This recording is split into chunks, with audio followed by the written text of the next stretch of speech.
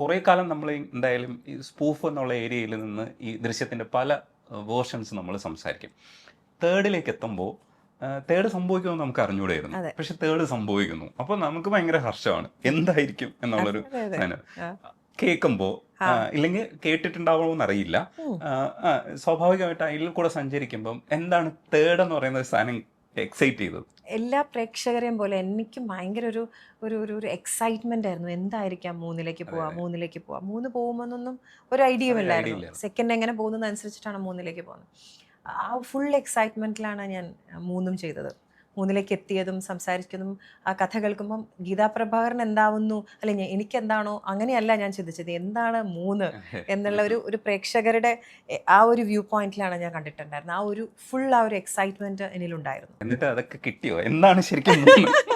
അങ്ങനെ ചോദിക്കാൻ പാടില്ലെങ്കിലും ചോദിക്കാം. മൂന്ന് എന്തായാലും എല്ലാവരെയും സാറ്റിസ്ഫൈ ചെയ്യുന്ന രീതിയിലായിരിക്കണം. അല്ല അതെ, അങ്ങനെ ആയിരിക്കണം. ചെയ്യുള്ളൂ. കാരണം ആയിരിക്കണം. മൂന്നല്ലേ? അതെ, ആയിരിക്കണം. ആൻഡ് ഓഫ് കോഴ്സ് ഒരു അത്രയും സ്ട്രോങ് ആയിട്ടുള്ള കരങ്ങളിലല്ലേ സ്ക്രിപ്റ്റ് ഇരിക്കുന്നതും ഡയറക്ഷൻ ഇരിക്കുന്നതും ഉം.